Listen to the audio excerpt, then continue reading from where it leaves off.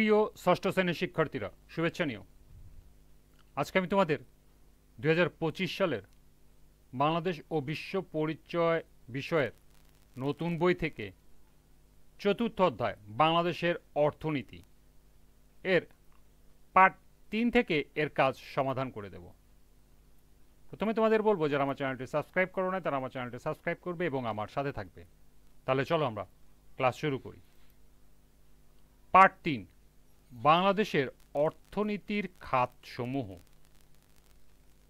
এখানে বাংলাদেশের অর্থনীতি কিছু খাত দেওয়া আছে, যেমন কৃষি, শিল্প, ব্যবসা বাণিজ্য, সেবা খাত এবং প্রবাসীদের পাঠানো রেমিটেন্স। এগুলো তোমরা বাসায় ভালো করে পড়ে নেবে, কারণ এখান থেকে তোমাদের সংক্ষিপ্ত প্রশ্ন বা বহু নির্বাচনী প্রশ্ন থাকতে পারে।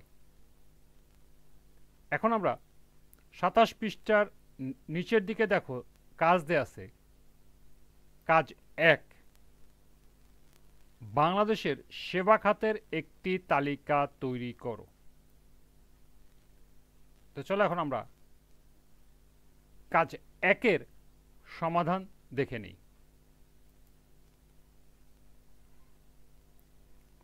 কাজ 1-এর সমাধান হবে, সেবা খাত মূলত সেবা প্রদান করে থাকে কিন্তু কোনো কিছু উৎপাদন করে না।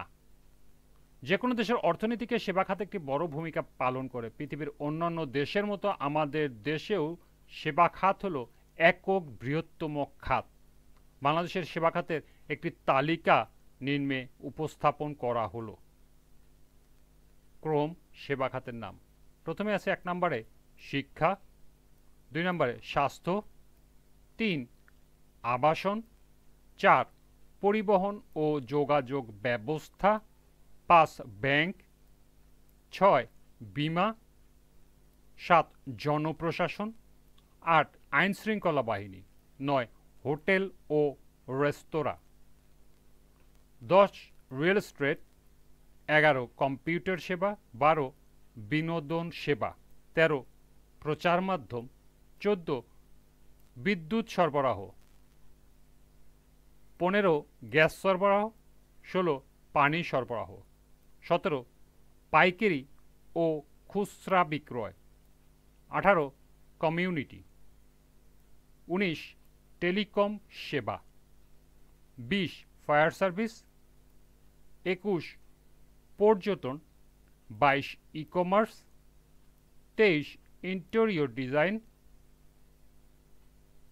24 কনসালটেন্সি, 25 ফ্রিল্যান্সিং,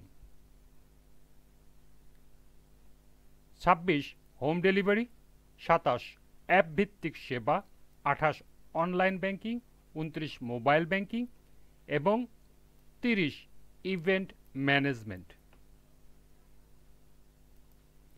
এই ছিল কাজ 1-এর সমাধান। আজকের ক্লাসটি এ পর্যন্তই। পরবর্তী ক্লাসে কাজ 2-এর সমাধান করে দেব। সবাইকে আবারও বলছি, যারা আমার চ্যানেলটি সাবস্ক্রাইব করো না তারা আমার চ্যানেলটি সাবস্ক্রাইব করবে এবং আমার সাথে থাকবে। সবাইকে পরবর্তী ক্লাস দেখার আমন্ত্রণ জানিয়ে আজকের মতো এখানে বিদায় নিচ্ছি। আল্লাহ হাফেজ।